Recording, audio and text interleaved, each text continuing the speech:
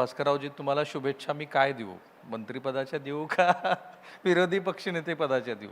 असं आहे की माणसाला काय शेवटी मिळेल ते कमीच आहे, परंतु शेवटी जे मिळेल त्याच्यात तुम्ही समाधान मानलं तर तुम्ही समाधानी राहू शकता, नपेक्षा तुम्ही समाधानी कधी राहूच शकत नाही। 1 मिनिट घेतो मी तुमचं।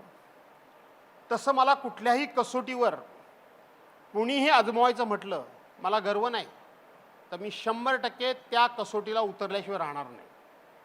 पण दुर्दैवानं मला संधीच मिळत नाही, मला संधीच मिळाली नाही। खंत आहे तुम्हाला? खंत म्हणण्यापेक्षा तो माझ्या नशिबाचा भाग आहे। हां. कोणाला दोष द्यायचा? जर आपल्या नशिबीत जर काय नसेल, ललाटीत जर काय नसेल तर कुठून कोण देणार, आणि असेल तर कोण घेणार? 3.25 वर्ष फक्त मला मंत्रिपदामध्ये काम करण्याची संधी मिळाली, यापेक्षा मला संधी मिळाली नाही। त्यामुळं संधी जर मिळाली असते तर निश्चितपणे मी माझ्यामधलं काही कौशल्य म्हणा, माझी कॅपॅसिटी म्हणा, ही निश्चितपणे महाराष्ट्राच्या समोर मी आणू शकलो असतो। ती काय मला पुरेपूर संधी मिळाली नाही, पण कष्ट काय मी एकटाच करत नाही, अनेक जण करतात। त्यांना काय मिळतं, त्यांना काय मिळालं, मग जे मला मिळालं ते त्या सगळ्यांपेक्षा अधिक मिळालं, त्यामुळे मी समाधानी आहे। तुम्हाला नशीब सांगतो, देवेंद्र फडणवीसांना आठवण झाली तर विचारून बघा। मी राज्यमंत्री होतो त्यावेळेला माझ्या अपॉइंटमेंट करता हेच देवेंद्र फडणवीस माझ्या बंगल्यावर येऊन तासन तास बसत असायचे, तासन तास बसत असायचे।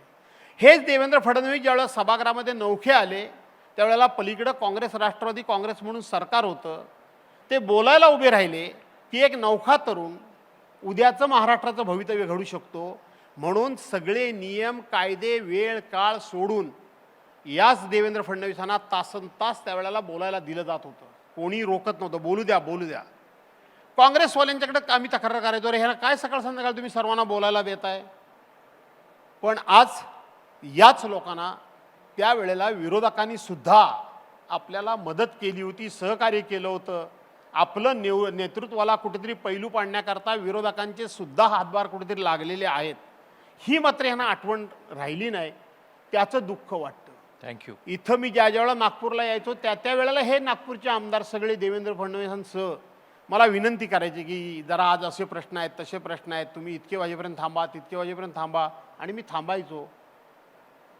पण आज आम्ही त्यांच्याकडे एखादं पत्रसुद्धा घेऊन जाऊ शकत नाही, हे लोकशाहीला अत्यंत मारक आहे, एवढंच मी सांगतो।